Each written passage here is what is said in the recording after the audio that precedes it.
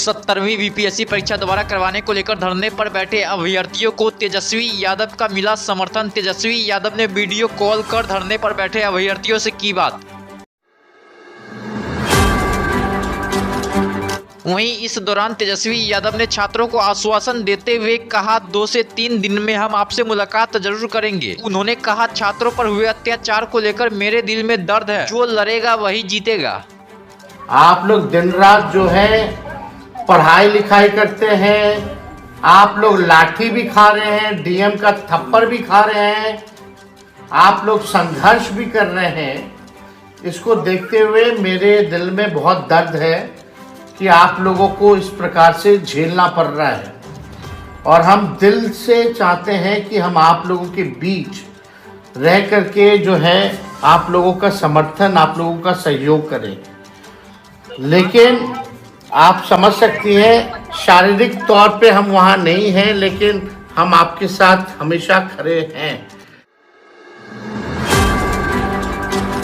जन स्वराज के नेता प्रशांत किशोर ने एक बार फिर बिहार के मुख्यमंत्री नीतीश कुमार पर बोला जोरदार हमला। कहा, बिहार में अफसरों का जंगल राज चल रहा है।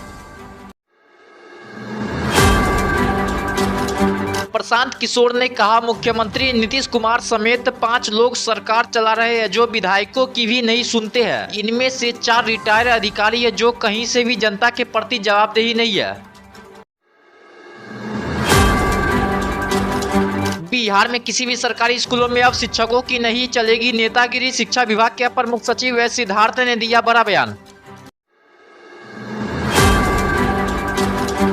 शिक्षा विभाग के अपर मुख्य सचिव एस सिद्धार्थ ने कहा, जो शिक्षक स्थानीय राजनीति में शामिल होंगे या स्कूल का माहौल बिगाड़ेंगे, 3 दिन में नोटिस देकर उनकी दूसरी जगह ट्रांसफर कर दी जाएगी। प्रावधान इसमें किया गया है कि यदि कोई टीचर कोई विद्यालय का माहौल बिगाड़ता है, स्थानीय राजनीति में तंग करता है, अन्य टीचरों को पढ़ाने से रोकता है, या पूरे शिक्षा विद्यालय का माहौल बिगाड़ता है, तो उसको उस विद्यालय से स्थानांतरण अन्य ब्लॉक में किया जा सकता है, और जिला पदाधिकारी की अनुशंसा पर यह जिला के बाहर किया जा सकता है। बिहार के मुख्यमंत्री नीतीश कुमार की अचानक बिगड़ गई तबीयत। शुक्रवार को पूर्व में निर्धारित सभी कार्यक्रम को कर दिया गया रद्द। मुख्यमंत्री नीतीश कुमार के स्वास्थ्य के बारे में अभी तक नहीं मिल पाई है ज्यादा जानकारी। बताया जा रहा है कि सर्दी के मौसम के वजह से वह बीमार हो गए हैं। डॉक्टरों ने उन्हें आराम करने की सलाह दी है।